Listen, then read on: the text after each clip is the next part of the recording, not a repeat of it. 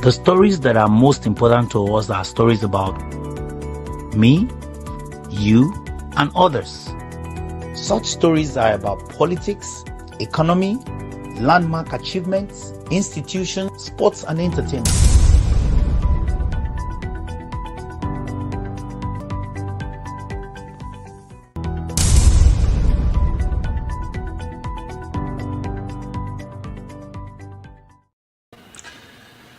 A pleasant afternoon to you, wherever you're watching, if you're watching particularly from Africa, and a very wonderful, hot, humid morning to you in the United States of America, especially if you're using the Eastern Time. My name is Valentine Gongola-Sende, and I'm your popular host for the program, Your Opinion.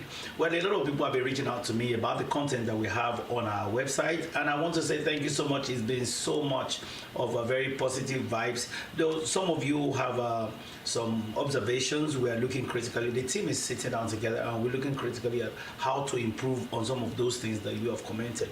But generally, it's been an okay. It's been a pass mark, and kudos to all of you watching. Please do me a favor.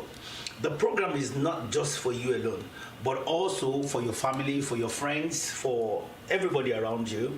Not only for information, but also for education.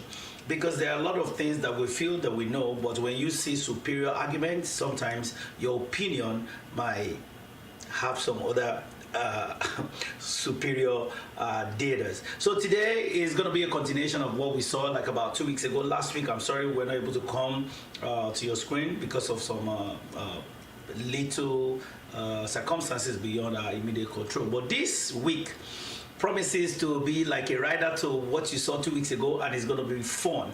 And I have in the house the gentleman that was here 2 weeks ago, and he is of the opinion that the last election that brought in our incumbent president, in the person of His Excellency, the President of the Federal Republic of Nigeria, Bola Ahmed Tinubu, is questionable. What are the questions about it? What is the integrity in the process? And what is the way forward? We'll still be looking at Tinubu, the new era, which is going to be like a continuation in what we discussed 2 weeks ago. My guest is already in the house. I will just quickly go for a short break. When I come back, I will be introducing who my guest is for today. You know him already. Please don't touch the dial. The show will be right back after this time out. I'll be with you shortly.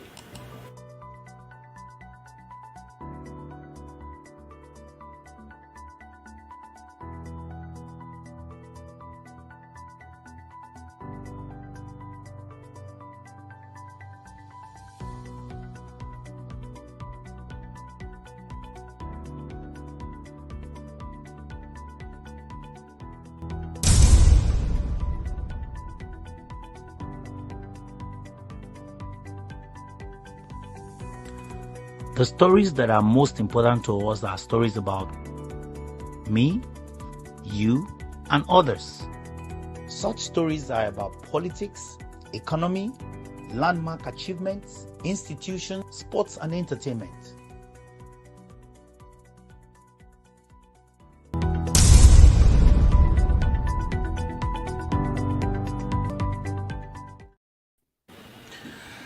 You're welcome back, and I have the pleasure of introducing Prince Kunle Oyeroba, a very reputable activist, discussant, and somebody who is very knowledgeable in arts of administration and policies. Mr. Prince Kunle, you're welcome to the program today. Good morning from here and good afternoon from other part of the continent, Africa and Europe. I'm glad to be here. Okay, very quickly, just in 30 seconds, just tell us quickly about you for the sake of those that are joining us for the first time. Just give us a background to who we have on this hot seat today. Okay, good afternoon again. Like I said 2 weeks ago, I'm just an human rights crusader, somebody that is a lover of doing what is right. I'm not a politician. I don't belong to any political party, and I don't have any, any affiliation or connection or whatever to any political party. So what I'm for is better government, transparency in Nigeria, and let us to be able to speak our voice to power and tell people what they need to know and what is right, and try to bring the consciousness back to our people that the people decide what happened to them. It is not those people in power. People always believe that it's power, but no. So for me, I'm an engineer by profession, a mechanical engineer, a graduate from the University of Lagos. I've gone through different spheres of life, and I've run in corporation. I've been able to work outside Africa, and currently I'm still, in the business of managing administration here in the United States. So I can say that in fairly I'm exposed to politics because I've been in the government for I've been there in the corridor of power, and I know what is going on when it comes to administration, especially the government of Nigeria. At the return of democracy in 1999, we were on ground, we're part of it, but I've never contested for an elected position, and I don't think I'm going to do so in the near future. All right, thank you so much. Because we have very limited time today, and I want to touch as many premises as possible. First of all, let's just go into Africa before we go down deep to Nigeria. Before we start talking about Tinubu era. Recently, there was this election that was conducted in Sierra Leone, and it's been the trending news now in the United Nations, in the EU, even in Africa. The template that we have, is it anything to go by for other Africans as an example? Is it a good example of another election that has just been concluded? It is never going to be a good example, and this is a fallout of Nigeria election. If you hear some of the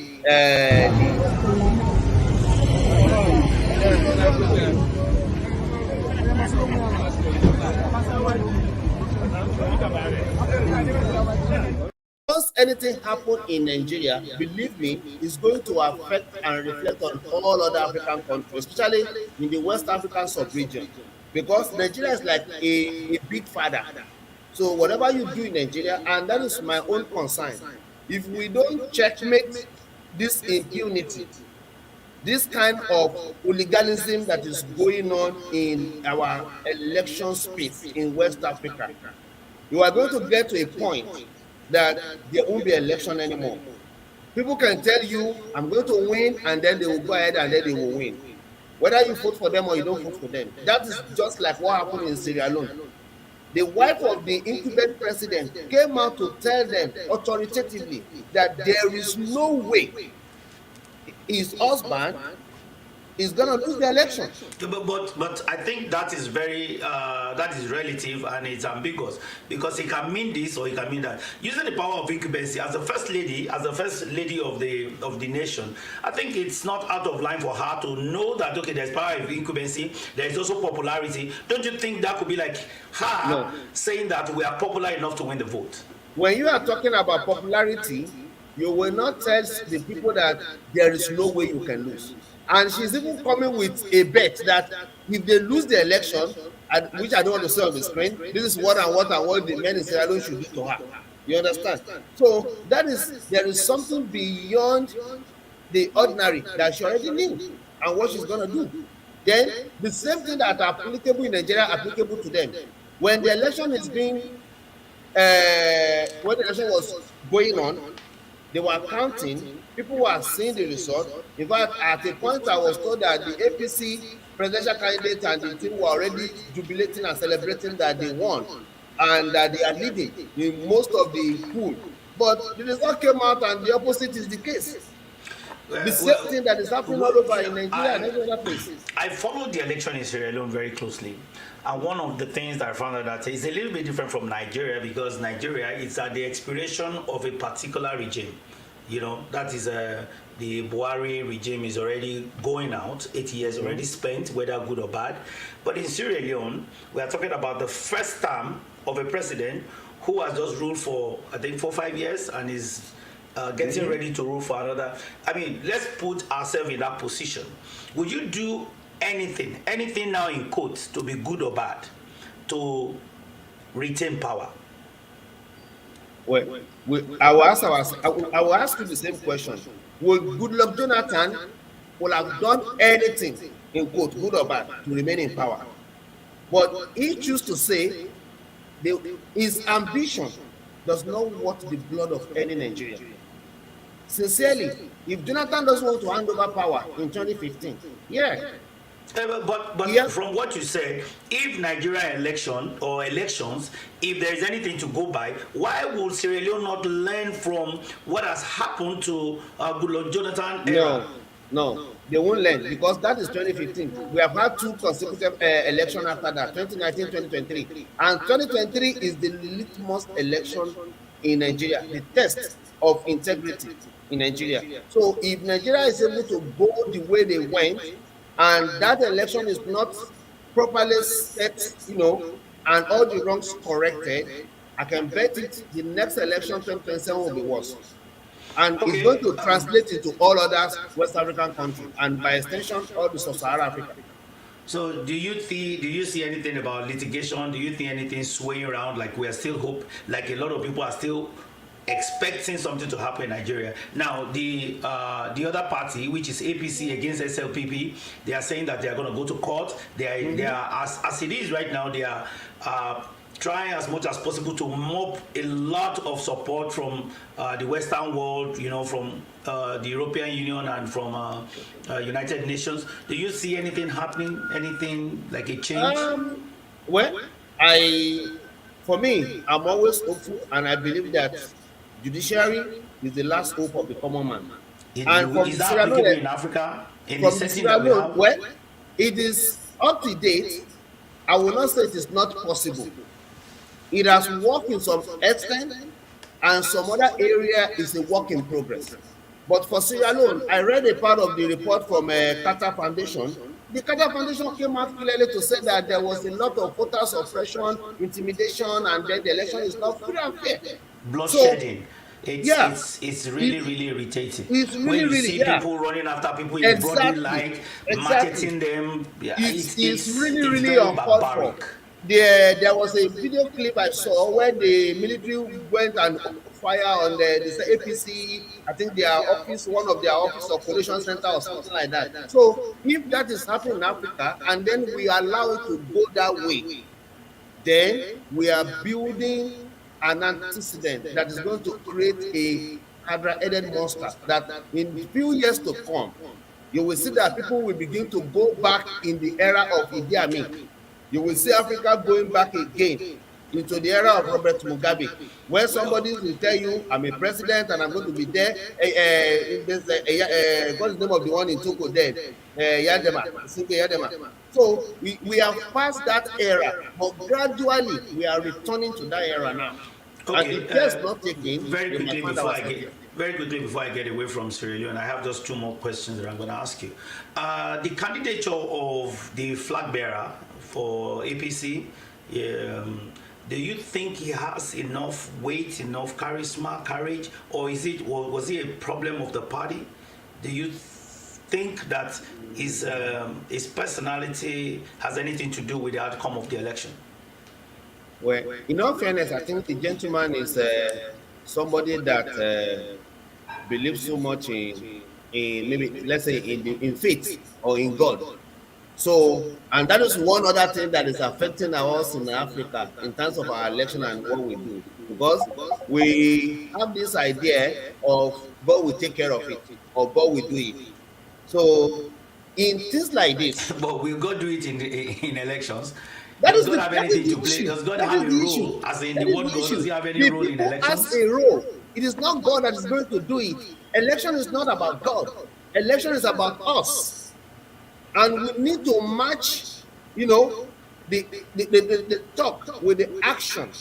In my own opinion, personal opinion, the man is too gentle, it's just easygoing. He doesn't really has that, that vibration that we look at what Tinubu said in Nigeria, and it worked for him. He said, grab it, snatch it, take it, run with it. Èmi ló Let, kàn. come. Ẹ gbé And kínní wá. this man, yeah, he made it so conspicuously, clear to everybody that I'm going to take it by all means, at any cost.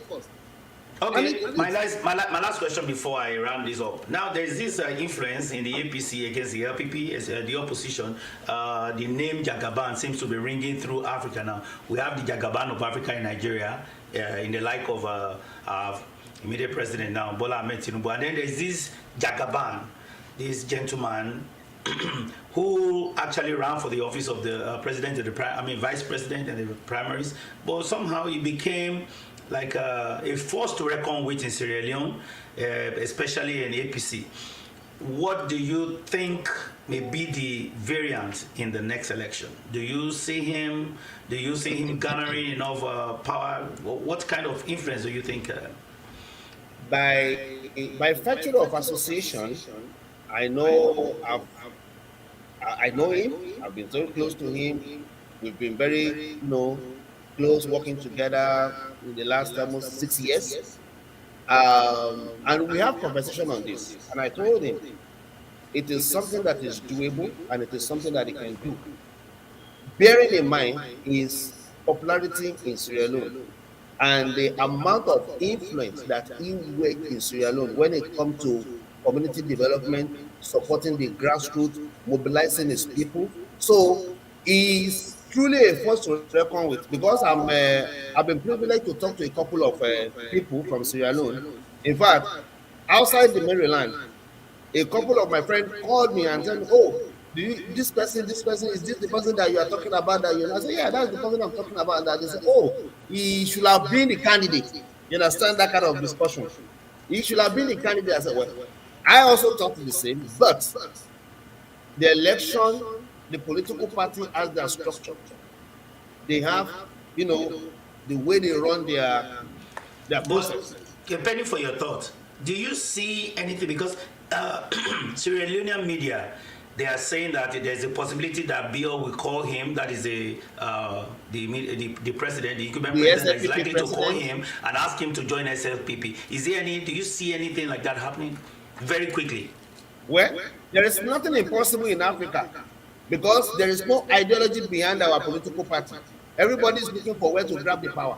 Look at Nigeria. Atiku has crossed to almost all the political parties that's available in Nigeria just because he wants to become president. So people jump from party to party when the ground is clear. So if the incumbent president is calling him to join him with assurance that when I leave the government, I can hand over power to you. But for me, let me be honest with you, those kind of agreements sometimes is a trap. They might use that to actually limit your growth, because one, people already know you with a party. You have worked so much influence, and you have the opportunity to actually lead that party to whatever you want to do in the next 5 years. In my own opinion, it is better for me to consolidate on my popularity and my acceptance now in my own party. And I've always been saying, and I've told him a couple of times, Sierra Leone is just a very small country that you can gain their trust and put everybody on your side within 2 years. A population of about 14 million people or thereabout is less than the population of Lagos State. So in 5 years, I will literally touch every single person in Sierra Leone. I will make sure that I visited, I have a connection, I relate with every single community, so that my name becomes a household name into every single person that lives in that country within 5 years. So when the election comes in the next 5 years, it will be a natural thing that people already know who they are looking for. You know, well, when I was doing my survey about this gentleman, Mohammed Kamara, who was, I would see him as a power broker and a very great influence in APC. And I found out that he is more of the humanitarian person. You know, he likes his people. He wants to see the advancement in people's welfare and all that. And a lot of people believe that philanthropy and politics, they are two different things. They should not go together.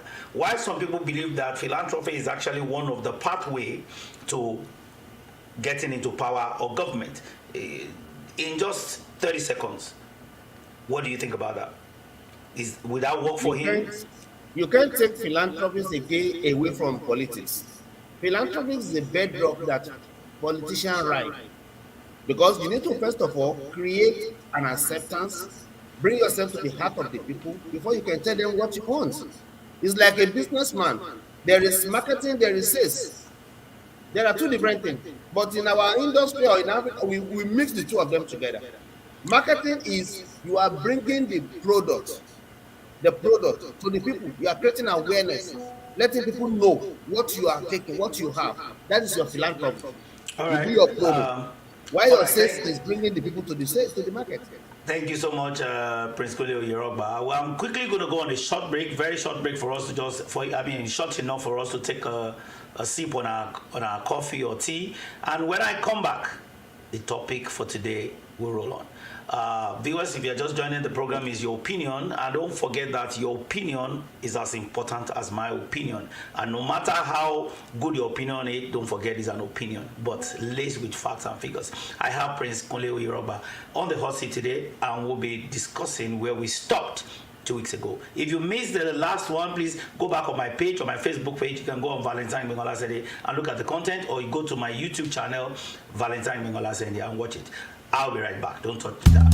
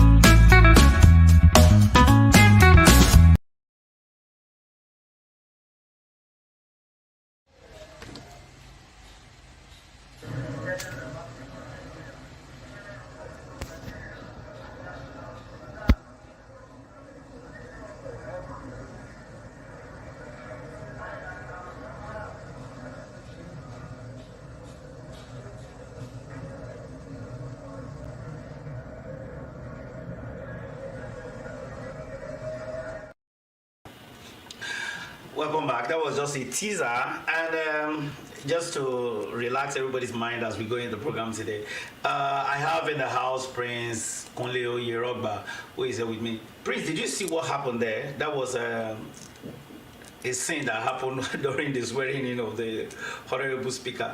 So, what do we do with that? First wife, second wife, fighting for who is going to be in the picture? Well, for me, that is just a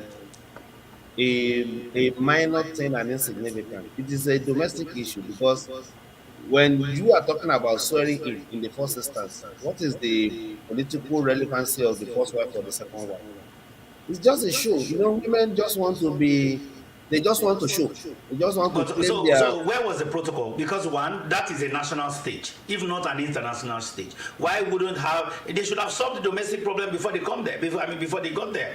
I know it was very embarrassing, especially on a live television, even as domestic as it is. I think there are societal protocol and decorum that needs to be observed.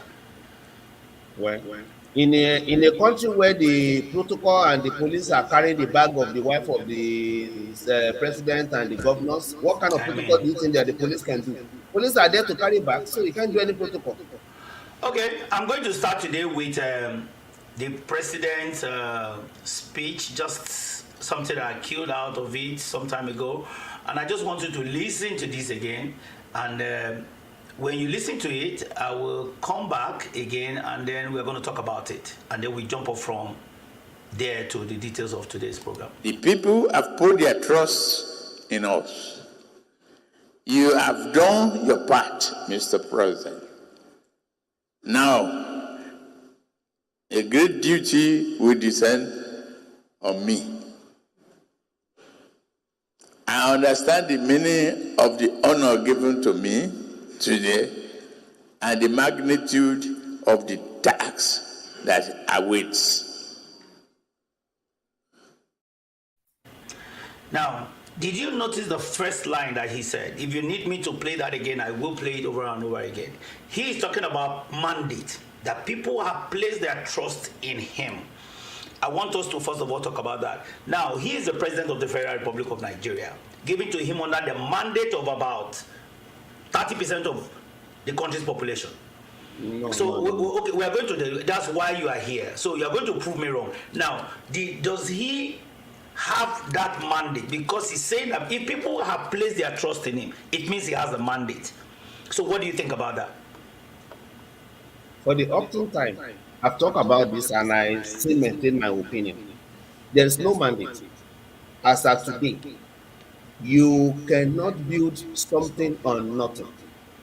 And if we can go quickly, let's go back the history. I'm a student of history and I love data, statistics. So that when you are talking, you don't talk based on assumption or you don't talk based on what you think. Let's talk about the facts. If you can show the slide I share with you, you will see what I'm talking about. As far back as 1999, when we returned to democracy, there has been a couple of instances, or let's say number of elections that has taken place in Nigeria. Yes, based on what you are seeing on the screen, these are the total number of registered voters between 1999 and 2023. Look at the trend. The number gradually increased from 57 million in 1999, and today we have over 93 million registered voters in Nigeria. Registered voters. So, if you are talking about mandate, can you show me the second slide? Yes. If you are looking at the mandate, look at the total vote casted between 1999 and date.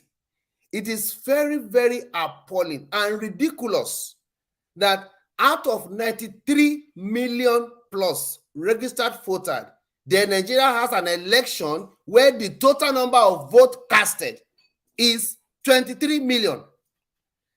When I calculated it, this is with the total vote casted, both the valid and invalid votes.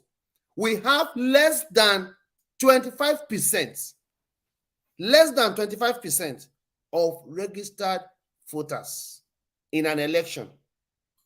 It has never happened in the history of Nigeria. Even in 1999, when we have only about 57 million registered voters, the turnout, okay, give me the third slide. You will see the percentage of participation, how people voted.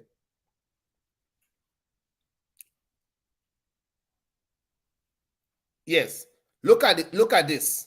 This is very, very appalling turnout. So when you're talking about mandate, where is the mandate? 1999, we have 52% turnout of voters. In 2023, we have 25% turnout of voters. And now, out of this 25... But Prince, yeah? This is not the fault of the president or the party. If people decide not to go and register, that is a problem of orientation. That is a national problem. It has nothing, I'm saying that for a fact, that it has nothing to do with who emerges as the president. No. Now, if the voters turn out, we are going to place it on. You are getting it all wrong. It's not about registered. We have 93 million, over 93 million registered. Did you understand? There are two different things. It is not the problem of registration. The highest number of registration that Nigeria has ever recorded is what we have in 2023. But because of the build-up to the election, there's a lot of intimidation. There's a lot of disenfranchisement. The people's voters card were found in the gutter, were found in the bush, were found in the trenches. But I am still saying, and this is my opinion, that the president has nothing to do with that. Because the incumbent government should have placed enough security to secure whatever registration that they have. It is the same party. This is a build-up. It's a continuous government. They are not transiting from one government or one party to another party. The same APC appointed the INEC chairman, supervised everything that was going on. When people were crying and confirmed by the National House of Assembly. And the constituent of National House of Assembly has all the oppositions inclusive in the decision making. All the opposition inclusive are the minority. And the Ninth Assembly were recognized and they admitted that they are rubber stamp. So this is not the National Assembly. This is just a government called what I'm saying is like the loopholes in the electoral process is not a problem of whoever emerges as a president. Bola Ahmed Tinubu has no say in electoral processes. His own is to contest an election and win an election. So if by virtue of maybe inconsistency in economies, insecurity, and all that, the number of registered voter declines, or the number of voters turn out declines, that is not his problem. His own problem is whatever number is there, politics is about number. I'm getting somewhere, but you cut me off. You didn't allow me to get to the premise of where I'm going.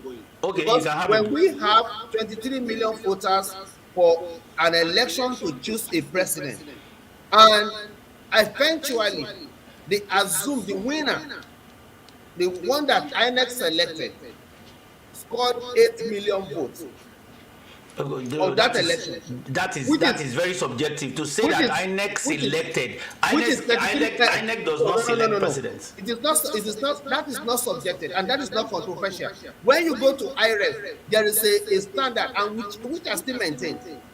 The Electoral Act is a law. It is not an opinion, and it is ratified and endorsed and signed by the President of the Federal Republic. And there is a procedure, step 1, 2, 3, 4, on how elections are supposed to be conducted.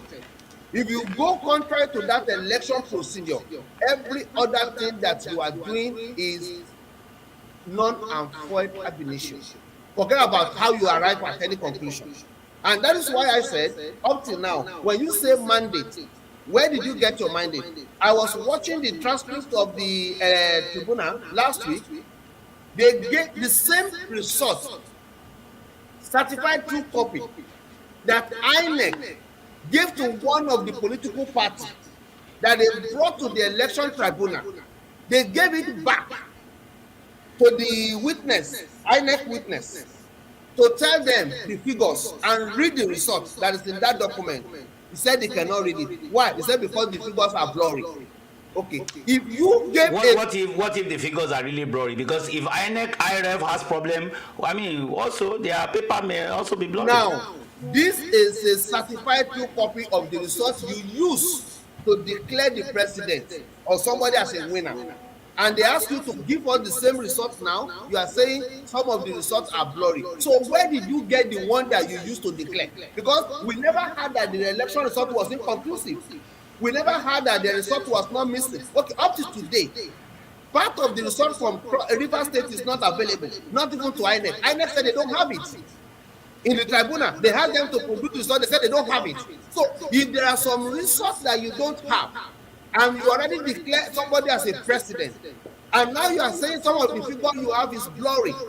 The what they call them, the INEC publicity director or whatever, Festus Okoye, came out on the national news television. It's so embarrassing for Okoye to open his mouth and said the political party should rely on their agent, the copy of the result with their agent. That why are they all calling about INEC to give them results? After all, they have copies from their agent. Is the copy with the agent the certified copy? Is it tenable in the court of law? Can I take you to court based on what my agent gave me? We are talking about the umpire. Give us the result that you used to declare somebody a winner. You say you don't have it, and you are telling us that they should rely on the. But after all, almost all the political party has agents. In fact, some has 173,000 agents. Some has 176,000 agents in the polling unit. What was that? That is unheard of anyway. But listen, Prince. I want to make bold to say this, that in all elections, in every election matter, there are some numbers, there are some cases that become so negligible if they don't, because we cannot say because election did not take place in some places that results will not be announced. So if those, even in the United States, there will be some states, even in Europe, even in other democratic demographics, there are some places where some things, election anomalies are always there. So are we going to say because of Rivers State that the result of over 30-something million people should not be announced? Have you seen a copy of, have you been able to, by chance, to see the EU report on this same election? This is the same organization that has given you money to conduct an election. You invited them to observe your election, and you accredit them. You gave them the right access to come monitor the same election with you. The EU observer were in the country for almost 3 months. They've been here before a month, I think, or two before the election. They were even after the election for their post audit. They came out with their report. The report they sent to us, the report they shared, is nothing different from what all other observers have said. Okay, but here is the paradox. Why is the government of Nigeria coming back to say they reject the result in the time? Mr. Yoruba, hold on a second. But the same European Union, even the same United States, sent congratulatory messages to the president after he has been sworn in. So, I mean, I don't understand. These are the people that came up, they said our INEC was fully prepared, ready and all that. Then during the election, they came out criticizing, which I actually agree with. There was a lot of malpractices in the election and all that, and they pointed that out. But at the same time, where is the integrity of some of these organizations? When something you have criticized, then you are still sending congratulatory messages to that president. Hello. But okay, now here is the teaser. Now I keep saying that a government that organizes an election cannot be said to. I mean, a president that emerged after an election, it has nothing to do with the process that brought him in. If we are going to nip anything, then we are going to talk about the totality of government, from presidency to Senate to House of Rep to INEC to security agencies. See, let's tell ourselves the truth. There's an adage that says the person that is doing the wrong thing knows that he's doing the wrong thing. He's only waiting for somebody to tell him. So if you are telling me that the election has the president has nothing to do with the presidency, it's a lie. It has a lot to do with the presidency. It has a lot to do with the person that eventually emerged as a winner. We are in this same election process. I'm talking about the character. Yeah, it has a lot to do. APC was the government in power. We all know that, and there is going to be a lot of opportunity for them because they are the one in power. Exactly. In fact, in some other climes, people believe that the outgone president was not supporting the incumbent president now. And we don't know. So there are party structures that may all even those work things against each are other. political. All those things are political gimmicks. Let's forget about it. All those are political gimmicks. They just want to make it appear so that they will down the tension. So by the time they do what they do, now this is what they want to achieve, and they somehow has been able to achieve it. So they divide Nigeria. Oh no, the APC, the Buhari did not support him. Buhari did not. It's a lie. It is all political gimmicks, so that just to make sure that things look the way it's supposed to. So that everybody will now look at it and say, oh, even though they didn't support him, he still won. What do you mean by they didn't support him? Who did not support him? All those things they are all script. They are all script. We all know. So the truth of the matter is this: when you are having an election, you did not tell us that the result is missing, and that's why you need to get it clear. There's a difference when you say election was not conducted in some part of Nigeria. There are two different things. Nobody came out to say election was not conducted in Rivers State. Nobody said that result was missing in Rivers State. In fact, they declared the total result for Rivers State. The question now is that bring the result sheet for Rivers State. You say you don't have it. So where did you get the one that you declare? And the same thing applicable to almost all over. It's not only in Rivers State, so many other places. Up to today, give us all the certified true copy of Form EC8A that you used to interpolate and to get the polling unit result put into the IRF. Where that is the raw data for any election. The raw data comes from anybody could be referred. I am not a spokesperson for Bola Ahmed Tinubu nor APC, but I'm just doing my job to bring out what is right from you. Now, there has been a lot of criticism also, I mean, against the opposition, that in the process of them also wanting to get to power, they have also they have done some undescribable things, which has led to a lot of anomaly in the election. Now, I say this. Labour Party tried to. There is nothing that you call undescribable. Hold on, Prince. Hold on. Undescribable. Mr. Prince Oyeroba, hold on. I'm sure that LP, in my opinion, tried to rig. PDP try to rig, APC, because rigging is part of the electoral process in Nigeria. It might not be something that is necessary. I mean, that is normal, but for me, it's like a necessary tool to get to power for them. So everybody, now the best rigger, I think takes the order of the day. Now, we have seen pictures, videos, where some people even caught up with some LP. I'm talking about LP right now because that seems to be the area of concentration. Labour Party was also seen to be carrying ballot papers in bullion van, already marked and thumb-printed. Everybody have their own. That's why I said some of these allegations are so negligible that they don't amount to either a cancellation of election result or a postponement of results. This is where we are still missing the point, and that is where we need to get it straight. The complaint, the concern, what we are talking about has nothing to do with any political party. It has to do with INEC, the umpire himself. It is you that say you have conducted an election. It is free, fair, and credible. The question is, bring out the results, give us the paper, show us what you have done. I don't care about whatever anybody carried, any bullet and whatever, because there must be beavers. Number of accredited voters must be equal to the number of vote cast. It cannot exceed. If it exceeded, that is an invalid vote. So if INEC has done his job, just give us the documents, show them in the court, prove yourself. Because of our time, because right now I think we discussed this, most of these things that we are talking, we discussed it 2 weeks ago. Now let's move to where we are now on litigation. You know, they have closed the cases of LP and PDP. And in closing the cases, I'm going to read this. Somebody forwarded this to me, and it's so interesting. You know, I want you to look at the facts and look at the figures. It might be right, it might be wrong, but I just wanted to listen to this, and I want viewers to also listen to this. And this person was saying, oh, Jagaban and his top-notch lawyers, same as each other. Wole Alanipekun, the senior advocate of Nigeria, I've known that man for years. I worked with him some time ago. He said this man just allowed Labour Party and PDP lawyers suffer all those needless academic rigmarole without any meaningful result. Baba simply tendered. Baba here means Wole Alanipekun. Tendered all necessary documents issued by the Chicago University today, certified by the school, You know, there has been this issue of, oh, did he go to school? What about his certificate and all that? So I wonder what the man was waiting for, you know, all this while they were making the allegation. He just kept cool.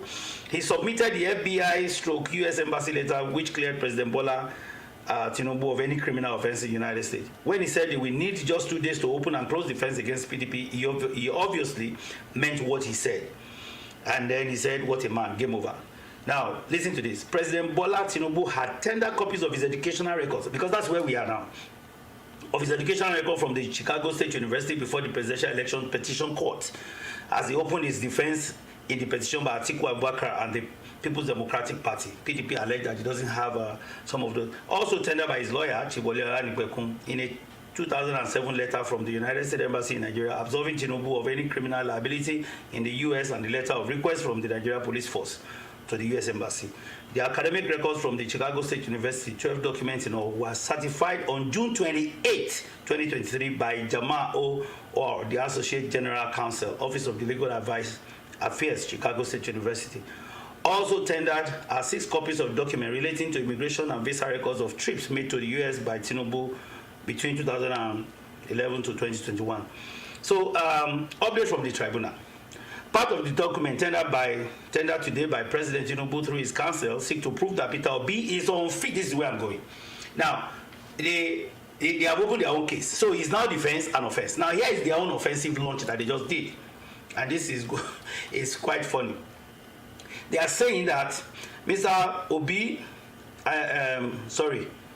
seek to prove that Peter Obi is unfit to stand in the 2023 election. They are saying that Mr. Obi purportedly resigned his membership from the People's Democratic Party on 26 May 2022, 26th of May 2022, to join Labour Party.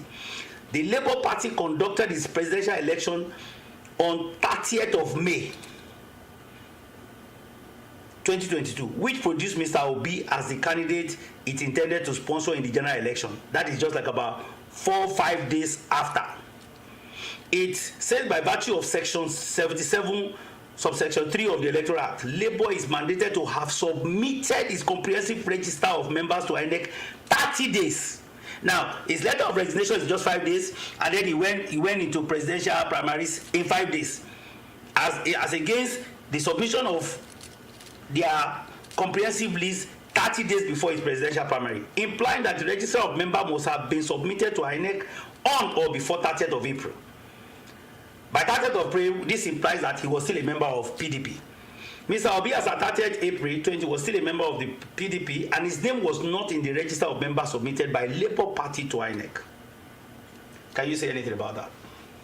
You see, all these things for me, these are pre-election litigation and concerns. It is not post-election.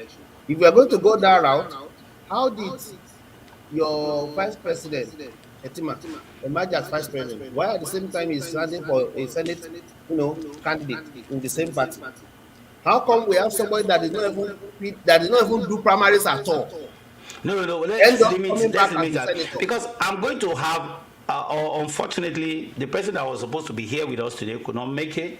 American whatever, because I'm going to have him sit here next week. Let's first of all talk about the eligibility of Peter Obi. Let's leave Shettima out of it. I want you to just defend that. Now, somebody who was in PDP as of 26th of May 2022 now became the flag bearer, or rather the aspirant, by 30th of May. And INEC regulation says that you must have submitted your list 30 days before, which 30 days will be 30th of April.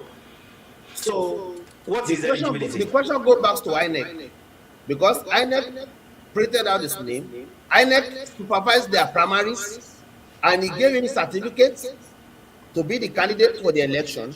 So if there is any breach or anything that's supposed to have been done that is not done, so that's supposed to be from INEC. I don't know about their protocol. I don't know about their. I've told you earlier, I'm not a political party member, and I don't have anything to do with their primaries or their candidature or whatever it is. But this is a country where we know that somebody is a PDP in the morning, in the afternoon is APC, in the night is become a LP. So anything can happen. So, but if INEC in their own constitution or on their own right have said this is acceptable or this is how it should go, and this person can contest and stand for election, and he has already stood for the election. So that's what I'm saying. Pre-election matters. I think there was a case, I can't remember specifically. Supreme Court has already ruled on it, that anything that is a pre-election matter that has been adjudged and then that has been concluded, you can't bring it again after the election already been completed.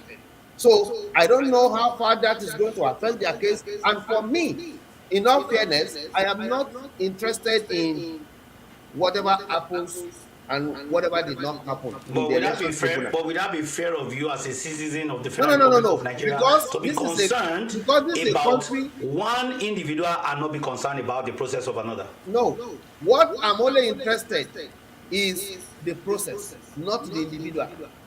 I am not after Tinubu. I'm not after Peter Obi. I'm not after Atiku. The only what I'm after is the legitimacy of his presidency. Let the court look at all the facts and figures, the numbers. Okay, so if you're interested in the legitimacy of his presidency, are you not interested in the legitimacy of Obi's contesting? That is what the court is going to decide, of course. That is why we are waiting for the court. So why don't you let the court also decide this one? Because if you are saying that there have been a lot of discrepancies, in the election processes and all that, also that's why there's a petition. That's why there's a petition tribunal. There are a lot of things that people know are not okay, but deliberately they will let you run with it, so that at the end of the day, it will form catalyst for other people in litigation. So like now, some of us know about this. I think me and you had discussed it even before we read this. I discussed this with you. I said the same system that produced Obi is the same system that is fighting right now. Don't forget that Obi did not join LP one day. Obi was in APGA. We all know what happened. Because he didn't get what he wanted, he moved to PDP. PDP created a structure that gave him that power to become the governor in Anambra State. Whether he did well or he didn't do well, that's a story for another day. And this same system is what he's now criticizing now. The issue that I have here is that people are so concerned about the individual. You are talking about Obi, talking about Tinubu, talking about Atiku. My concern is not Obi, Tinubu, and Atiku. My concern is the electoral process, the INEC, the process. What did you say you will do, and what did you do? So if you have done what you say you will do, and whoever that has emerged as president, I have no problem with that. That's the choice of Nigeria. We live with choices that we make. And that is why I was having a conversation yesterday in another platform, and I told them, I said, today we are complaining, you are saying that Nigeria is in a pain, everybody is suffering, this is happening. This is what happened when you leave decision to this few set of people. You know, one thing that happened in Nigeria that is so funny is that people, Nigeria are like, I don't care. I'm not interested. Whoever become president. Oh, some will even tell you that they are boasting. I've never voted in Nigeria. I don't care about the electoral process. You don't care about the electoral process. You don't vote in Nigeria. You don't go out on election day. You let that decision to be made by 8 million people. Less than 10% of Nigerian population to decide who become your president. And now the consequences, is it going to be felt by only the 8 million people? Every single person is feeling the consequences. You cannot go out to vote. Do you agree with me that if we look at the figures of the people that actually gave this mandate, whether legit or illegit, that number actually is not supposed to be a convincing or a commanding number to even put anybody as president. That is what I'm saying. Now we are going on the same here's point. the problem. The that problem is exactly is what now I'm saying. When you say legitimacy, we did not even, in any assembly, even in the Senate, in the National Assembly, they will tell you that they need to turn or whatever want to form a quorum. We did not even form anything. 8 million out of 93 million. So that's why I said that whoever emerges as president is actually should not be a product of the irresponsibility of INEC. Now, me, you, our families, friends, some of us are actually the culprit in this matter because one, especially those who are not in the significant 8 million number. People decide to go to work, people decide to stay at home, people feel that the election is going to be truncated no matter what. People by religion, by whatever belief that they have will say that no, we don't believe in election. Those are the people that are responsible. Now, my point with you, until when I see the other man come and defend why Bola Ahmed Tinubu should be president or what he thinks about INEC comes back, my problem is whoever emerges president should not be responsible for the system that brought him in. That is the thing. So this litigation thing, if you look at it, if you ask me, I'll just say like it's just a necessary protocol, which necessarily may not come out with anything. Well, for me, I would agree that whether it will come out with anything or not. A lot of people have been saying, oh, it has never happened in Nigeria, it has never happened before, this and that. A lot of things has never happened before. We have never had 25% turnout in election in Nigeria before.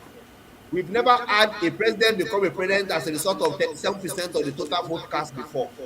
We've never had a 3 candidate that scored in the range of 20, 20, 30 before. So there are so many things that has never happened before that happened for the first time in 2023.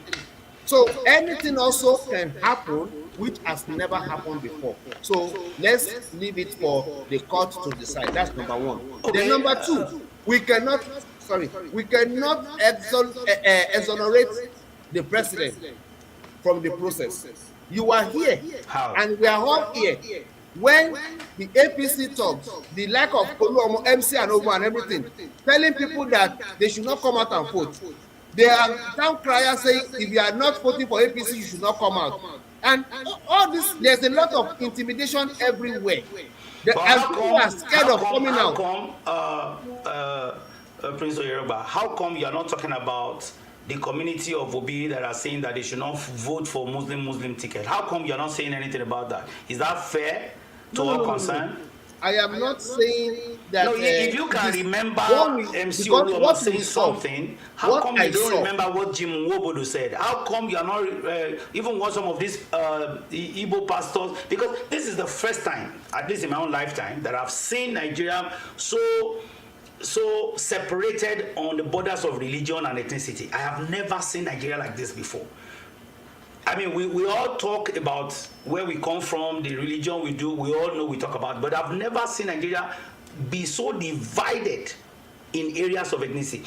Practically, I mean, whether genuine or not genuine, the audio tape that we heard from Bishop David Oyedepo, I mean, between Bishop David Oyedepo and Obi, if it's anything to go by, that should not happen in a political.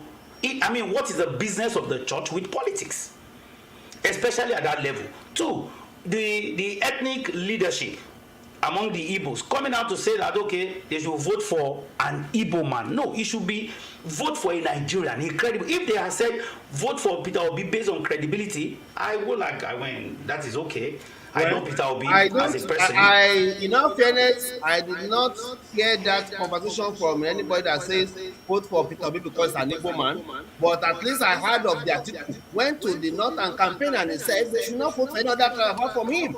Imagine. So, and the same way, Tinubu also came and said it is a relocum. When you should vote for the Yoruba, when they almost vote for him, that this is his turn.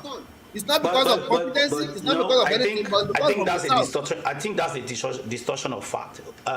Tinubu, except, prove me wrong, the ones that I said, Tinubu never said vote for me because I'm a Yoruba man, because it's Yoruba's turn. No, he will say that, yes, it's my turn. But he doesn't see himself as a Yoruba man. If you look at the tilt of his campaign, he knew that the North has population. You'll find out that he invested a lot of energy more in the North. Even he feels that maybe he has the West in his palms, you know. But I think anybody that wants to campaign, they can say what they want to say. But what about other principal players? What are they saying? Anybody that campaigns using religion, ethnicity, that person is not a true Nigerian, because we should see ourselves. It has always been like that from the beginning. There's no way you can separate religion and ethnicity from Nigerian politics. It has always been like that. The Muslim ticket, when the whole thing started, people frowned against it. Oh no, this and that and that. And that is the way Nigeria has been structured. It is going to take a long time, a while before we can take it out of it.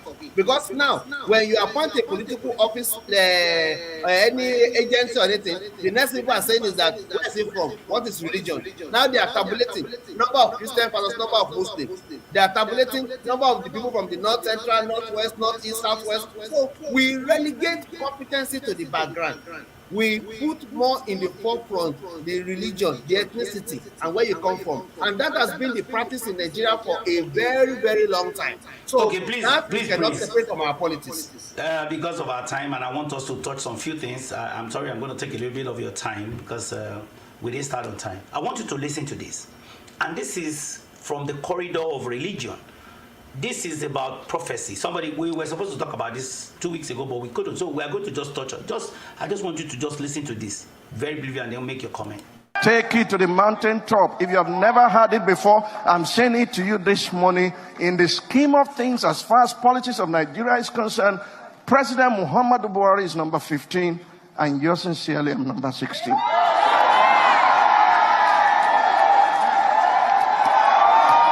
I've never said that to you before. I never said that to you before. I make it plain this morning. I let you know it this morning. Nothing can change it.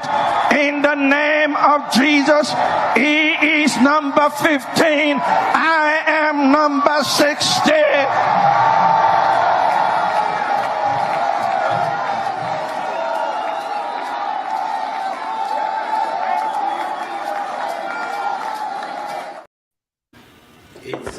It's very abhorring to me. So I just want to stop. Let me tell you something here. That is our never to be 16th president. Listen, in Nigeria, there's a freedom of speech.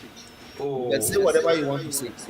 And maybe you don't understand, people talk in parable. And for me, I don't put religion and politics together. People have different interpretations for what they are saying. Because if you look at that information, he said Buhari is number 15. He is number 16. Yeah, you can count number and you call yourself any number you want to. You can wear a jersey and write any number you want to call. What he was saying there is like Buhari is the 15th president of the Federal Republic of Nigeria. Did you hear that? Was that in the audio? No, Did you see Federal Republic of Nigeria okay, there? I have the full video clip. I have because it was okay. Wait, hold on. I have the full church service. Okay. I just killed that out of it. And okay. He said that if you are saying 15, there are some things that can be relative. Even in that small video, he was talking about the Nigerian government, the government development. And he was saying that Buhari is the 15th president. Don't forget that there was a time he was a running mate to Buhari. You get, and they lost that time. So he was saying that Buhari is the 15th president and that by the grace of God, he's going to become the 16th president. I'm just using this as one of those factors in religion, religious prophecy. He's not the only person. Honestly, he's not the only person. There's one other pastor that said that he will start worshiping Ifa. I am not comfortable with discussing anything that has to do with our religion the way they do it. Because for me, I don't believe in anybody coming out to prophesy anything. And I've always said that people prophesy based on their stomach infrastructure. People prophesy based on their own calculations, their mathematical calculations. Many of them are psychology, many of them are doing, philosophy, and then they are trying to study the time and pace, and then looking at. As at the time this man was saying this, he was not a member of any political party. Which party was he on? He was a member. He's already a member of a party at that time. On what platform did he contest as vice president? That is a different thing. They were running together on CPC as at that time.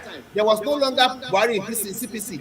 When he was talking, Buhari is already an APC member and it's already a sitting president. So which primary form did he collect?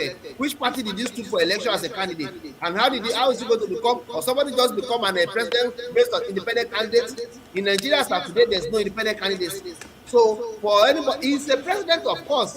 Lateran Assembly, he's the president. So maybe that is number 16, I don't know.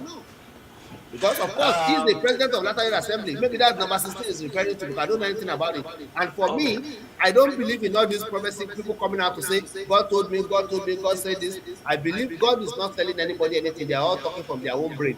Okay, how many of them are prophesied? What of them come to pass? Let's quickly take another break, possibly maybe the last break before we round up the program. When we come back, because this is Tinubu era, so we're going to be talking about 30 days or 40 days in office. How far has it done? How far has it gone? Is there any room for improvement in our economy? Is there going to be anything different from what we see in the last administration to now? Please, viewers, I want you to please call in. You look at the number that is scrolling on your screen. If you are calling from outside the United States, don't forget to put +1. in front of the number, and then it's going to be WhatsApp call only. When we come back, we'll be able to take, you might want to ask this gentleman beside me here, Prince Oyeroba, some questions, or if you have anything to debunk some of the claims that I have also said, or you want to contribute, it will be a very good time for you to be a part of this program. We just want to quickly take a short break. When we come back, the show continues. Don't go nowhere.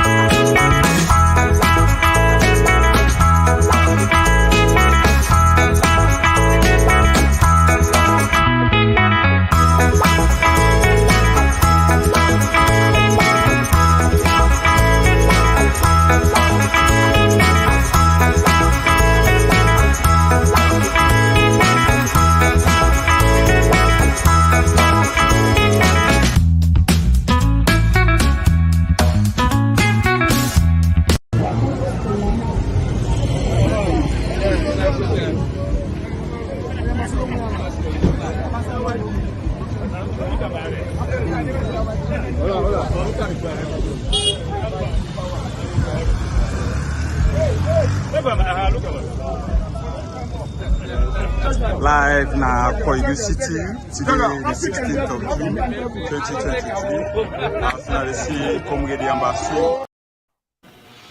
Okay, that's just another teaser. That was during the electioneering situation in Sierra Leone. That was the Jagaban, the man that everybody is talking about now. Welcome back, Prince Oyeroba. So, what is the next level? So viewers, if you want to call, you can call me on 240-615-7388 WhatsApp, or you can drop your comment on Facebook. I'll read it out, and if there's any question you want to ask Prince Oyeroba, you can drop in the comment section on Facebook or on YouTube. I'll get it and I can read it. Please go ahead, Mr. Prince Oyeroba. For me, the only thing that I would say is that government in Nigeria have never been sincere, and we take pleasure in inflicting pain and suffering on the masses. Let me quickly summarize things. Recently, there is a publication that talk about the retirement of the generals and the retirement benefit that the government is trying to give them. In any sane community, who does that? The general is retiring with a 4 bulletproof SUV. Is he going to work after retirement? Because I don't know what he need an SUV bulletproof for. An SUV alone, normal, let's say Prado Jeep or I don't know the kind of SUV, but there's none of those SUV that is less than 100 million naira for one. And if you are buying it and customizing to become a bulletproof, that's like an additional 100 million on top. So you are going to buy an SUV worth of maybe over 200 million naira, 4 of them for one person, and then you are buying for almost 150 or 350 generals. It's insane. It's crazy. And this is the same country we are saying that our debt is becoming unbearable. This is the same country that up to today we are still thinking about how to do the palliative or the subsidy that was removed. But is it not worse that an outgoing president was given a severance allowance for being president of the Federal Republic of Nigeria for 8 years, and he's getting about 50-something billion? Between himself and Osinbajo, they are going to share 98 billion naira. Is that not worse for a man who has not paid electricity bill, has not paid medical bill? That is another crazy thing that is happening in Nigeria, and that's why I'm telling you that government of Nigeria have never been sincere with the people. They take pleasure in inflicting pain on the masses. Because for me, look at what they just did. This issue of the fuel subsidy, I mentioned it briefly last time, but this is a kind of a deliberate attempt to kill the masses. Because I can't imagine a country where you said a minimum wage as of today is still 30,000 naira. And it takes an average Nigeria to fill their tank with 45,000 naira. That means my minimum wage cannot even fill my tank if I have a car. Now, you are saying fuel subsidy. What is the fuel subsidy? How did the fuel get to 537 for crying out loud? For God's sake. The figures are there in the public domain. NNPC told us the maximum consumption daily output record from their depot, ex-depot, daily is 68 million liters, which of course we know, out of the 68, half is not even consumed in Nigeria, half is taken across the border. But let us even assuming that the 68 million is consumed in Nigeria daily, and there's no variation. In fact, we are always consuming at our peak, 68 million every day. In a year, the whole country, Nigeria, will have consumed 24.82 billion liters of petrol in 1 year.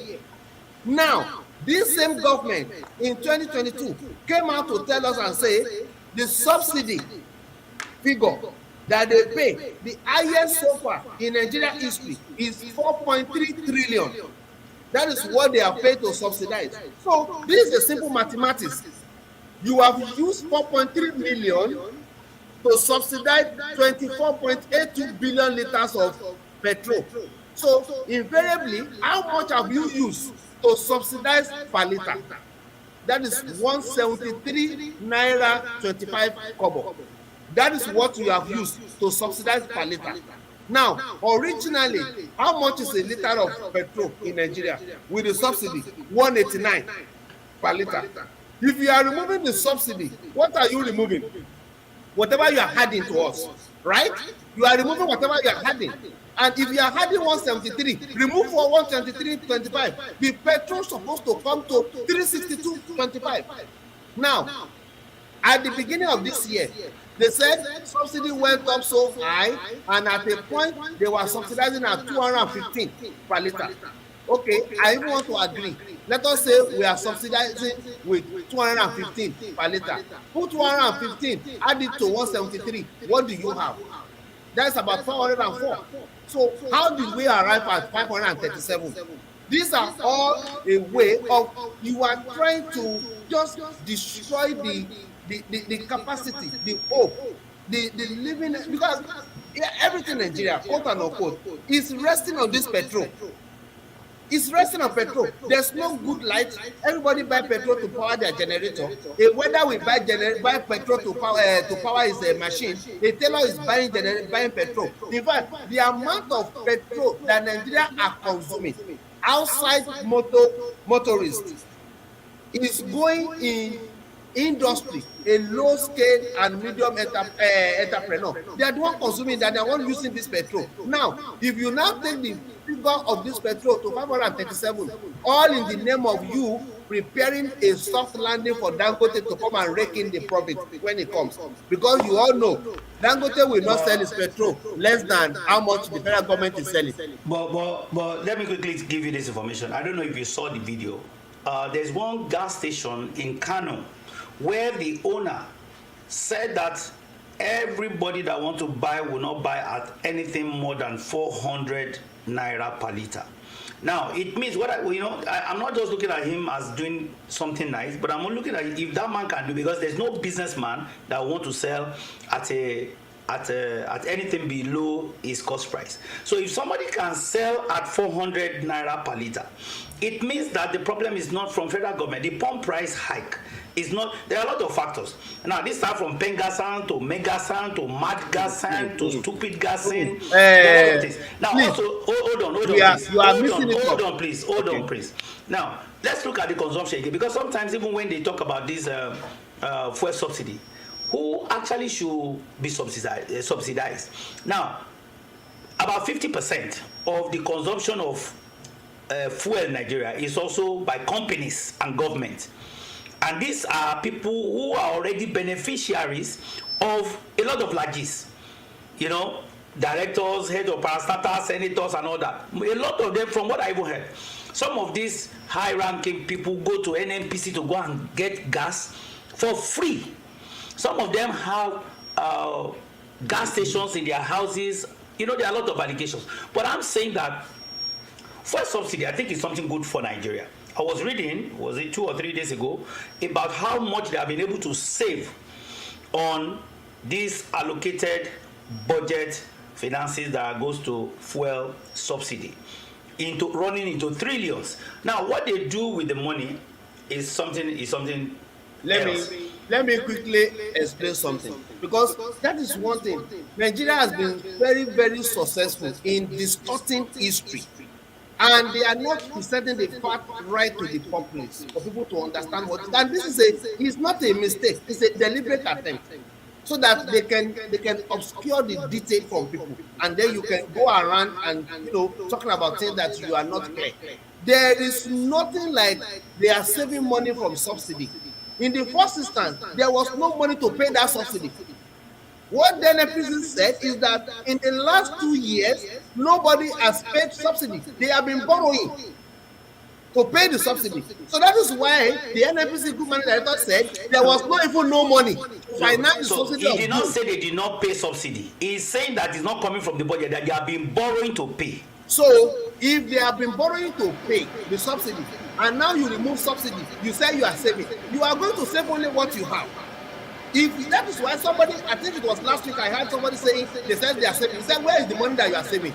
You are only saying the savings in paper. There's no money in cash because you don't even have the money in the first time to pay the subsidy. The only what you have done is that you have stopped borrowing to pay the subsidy. So they are not actually saving in terms of figures, in terms of absolute number. So that is by the side. Now, number 2. I read about the story you are talking about. The company is AA Rano. AA Rano Petroleum. Now, remember, and we need to get it right. It is not the marketer that fixed the pump price. NNPC fixed the pump price. So it is not the problem of the marketers. And that is one of the biggest mistakes. That's why they are saying, what is the business of NNPC in fixing the pump price? I disagree with that. NNPC has its own price line, but you find out that across Nigeria we don't have a universal accepted pump price rate at no time. You find out this these marketers, they have a way of influencing the pump price, because sometimes they go on strike, sometimes they will say that how much they are spending to transfer or whatever road is bad and all that, and before you know it, this thing usually is not, the fault is, the hike is not usually from NNPC. The hike in price is as a result of the breakdown of normalcy in government. This one is not working, that one is not working. Before you know, what is normalcy in government? NNPC is the only importer of petroleum products to Nigeria, and they are the one that distribute and sell to the market. Marketers got it from them, and they put a range of price already. They already as a marketer. Okay, wait. Let's say me and you were marketers. We buy from NNPC. Now we've gone to their depot in Lagos or Port Harcourt, and then both of us have like 20 trailers. Yes. So they give us 30,000 liters of for each of our trailers. Mm-hmm. So you are taking 20, I'm taking 20. Now you are going to as close as Ibadan. I am going to as far as Borno State. Do you expect me to sell at the same rate you are selling? That is why I said NNPC give a range. They said based on your transportation, based on your location, this is the minimum to maximum of what you can sell. NNPC gave a range. Now, with the insecurity in the northeast, plus the transportation, now I have to pay a lot of security. I will decide my own pump price. These are the statistics that inform the range that NNPC gave. Because how did they give it? Okay, did they just wake up and they just give the range out of the blues? These are what they're supposed to put in the consideration. That if we are going to Ibadan, what is the risk? What is the cost? What is the ratio? I believe and I think they must have sat down with the independent medical marketers to arrive at that number. Okay, the range is between 400 and this to 500 and this. So, but it is now left for you to choose where you want to put your own figure. But if somebody, AA Rano, said that, okay, nobody should sell above 400, then that is still coming back to justify what I've told you earlier. The subsidy remover should put the petroleum price at 362. 25 kobo, not at 537. So who knows, maybe this guy looked at it and he looked at his number and he said, oh, even at 362 I'm making profit, so why don't I stop at 400? Maybe he has already made enough profit. And why some people will say, because NNPC gave us a range of 537, I will be at the upper range. I want to sell at 537 because you gave us that number to play with. So in the first instance, the price that you are selling should be determined by the independent marketers. And that is why last time when I mentioned it, why don't we unbundle this thing? Why don't you allow the independent marketers to source for their petrol, bring their petrol in from anywhere they want to bring it in, let them say that the market price that is available and comfortable for them. So you don't be the one that is going to dictate to them how much they are going to sell. Because are you going to dictate to Dangote when he starts producing how much he's going to sell his petrol? Well, okay. Because of our time, we need to wind up very shortly. I want us to move away from fuel subsidy now. On a scale of 1 to 100, I want you to rate the performance of Mr. President in the last 40 days. I think it's over a month now. So let's just say in his first 30 days in office. How will you, on a scale of 1 to 100? In all fairness, I don't know what to rate. Because I've not seen how whatever he has done has impacted the life of the common man. And so if I want to rate him, honestly, I will rate him worse than any other president. Because life has becoming more unbearable for people now than what it was about 3 months, 4 months ago. So now people can no longer afford to eat. They can't afford to do anything. The money is not there. I call people from Nigeria from time to time. All the complaint I heard is that, they trek now half of the way to work. So if you want me to rate him on what? Because the dividend of democracy is what goes to the people. Rate him on his policies, rate him on his responses, rate him on creativity, rate him on administration. Not basically on economy alone. How does everything you are talking about affect the life of a common man?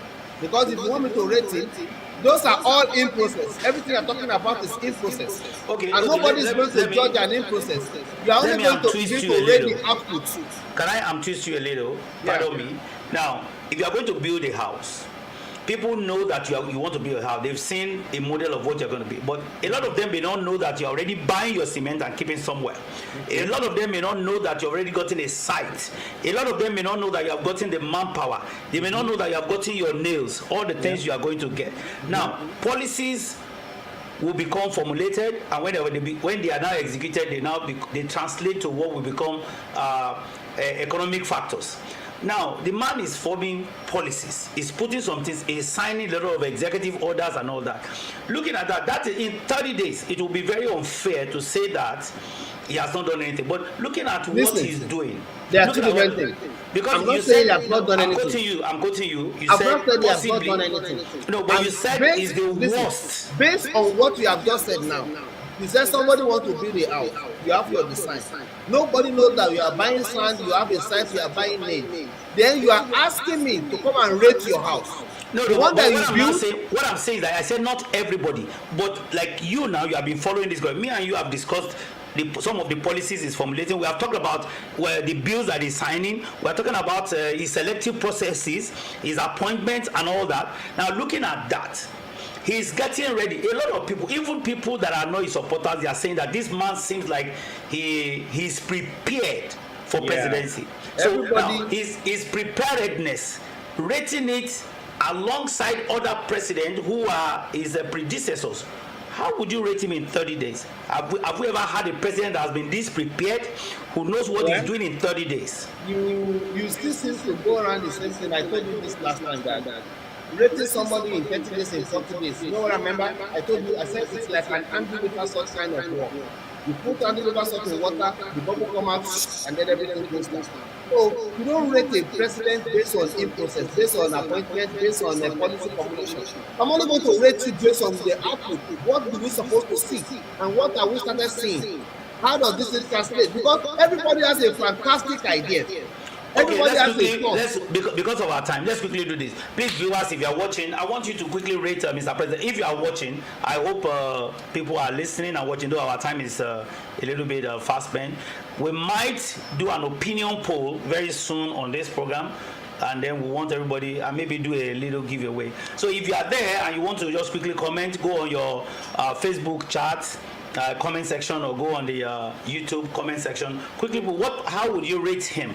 just quickly put something. And if you want to call in, please, you'll see the number scrolling.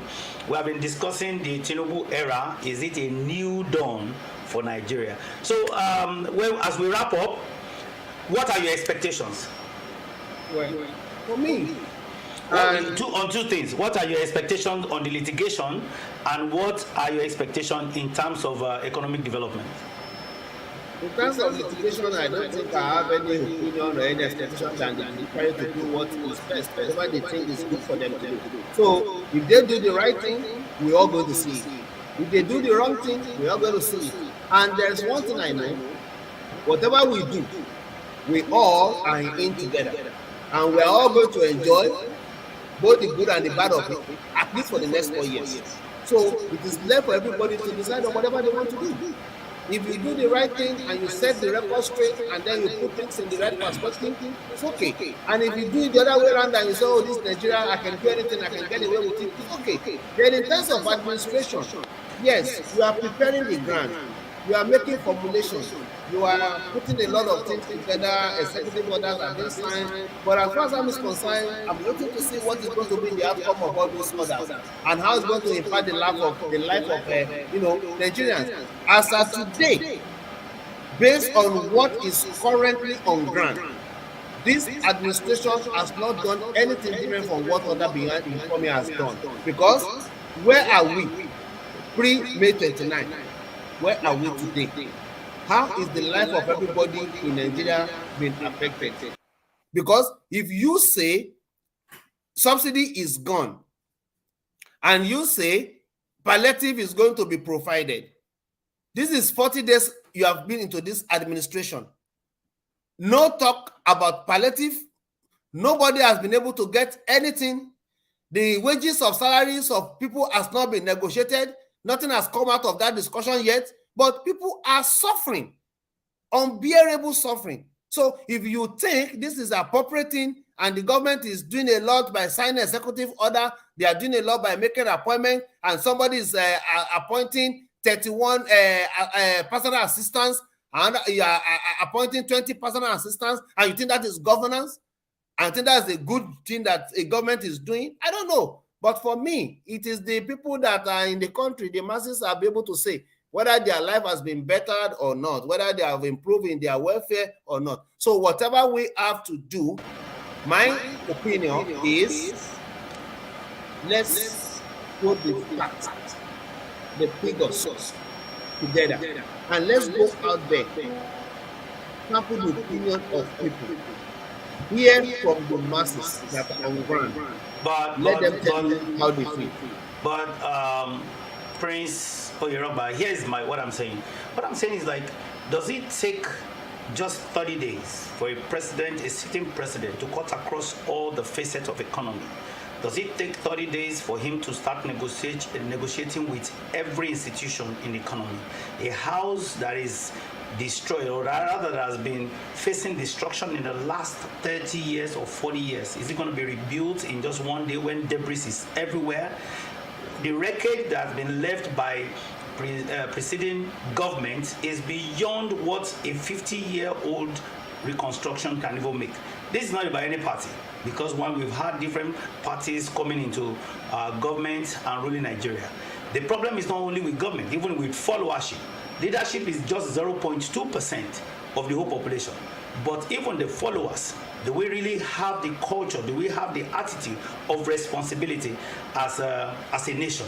So beyond the charade and the smoke screen of what should be and what is, what about our own input? And as we round up today, what's your last advice to anybody that is watching, whether as a leader or as a follower? My own advice to everybody is, in the little corner where you are, be a positive influence. Yeah, try to be a positive influence and do what is right. Because the way things are going in Nigeria today, and just like what you have mentioned, 30 days for me is not enough to rate an administration or to say this is what he has done or this is what has not done. Let's give him more time. Let's see what comes out of the tribunal. Let's see what comes out of the judiciary. What is going to be the next step? If they say the government is legitimate, he has been given the mandate, let him go ahead and continue to rule. It's okay. We are going to be in it together. That is just my own. So we should all be hopeful. We should be at least be patient. But for anybody to say you want to raise the admission in 30 days, you want to judge them their performance in 30 days, I don't think I will subscribe to that. Let's give him a time. Let's see what is going to come out of this administration. All his strategy, all his formulation, all his policy, everything that he's doing. Yeah, my own ultimate aim is for Nigeria to be better. It is not about the personality, it's not about whoever is in the charge of the country. So, like I said, if you are going to be an excellent, His Excellency, the process that brought you in must be excellent. Let the court decide. One they said it's excellent, everything is good. If we do it well and Nigeria is better, it is okay. That's what we are all looking for. That's our prayer. And if at the end of the day it's in the other way, the opposite way, well, another 4 years is a time to test. And then we go to the ballot again. Thank you so much, Prince Olukunle Oyerogba, BSc Mechanical Engineering, MBA, CEO, Bosch Academy, International Consultant, Bosch Logistics, LLC, and certified HPO trainer. He has been opening our eyes, and I'm sure anybody that is watching, or a lot of people that is watching, would think that maybe I'm on the opposite side. The same thing will happen when I have somebody who does not believe in what he believes in will be facing. My own job is to make sure that I investigate and I bring out the best out of you. I want to say thank you so much for being a part of this program. Very shortly, maybe in some weeks, we are still going to bring you back where you are going to have a collegiate of discussion. This time around, it's not going to be just you, but it will be Robin Mind. So we so much thank you for coming. We hope to see you again sometime very soon. Thank you very much. Thank you for coming. All right, my listeners and viewers out there, thank you so much for yet another edition of your wonderful program, Your Opinion. Don't forget that we have other content, and there is one new addition that we're just making to the content that we have on the platform on Unicom Television. It's going to be an entertainment program, and there are two of them coming in, actually, one in English language and one in our local dialect, Yoruba language. Please look forward to it. It might be birthing from next week, so we might have like about 4 hours non-stop of production. Maybe next week, by the grace of God, we might have a Goldfish. We're likely to have your Opinion, and then we're likely to also have the new program. I won't tell you the title of the program yet, but you might be seeing it in the promo during the week. Thank you so much for being a part of this, and to all our partners and sponsors, to all our friends and well-wishers, and to the team that was not able to come around today because of some necessary responsibility. I say thank you so much, everybody. On behalf of all of us in the studio, on behalf of the hand behind the camera, I'm talking about no other person than adorable Kiki Ogolua Olasende, and everybody, my producer, everybody here, I say thank you so much. Till I see you again next week, stay out of trouble, don't try to fumble, and you will not crumble. Have a nice week.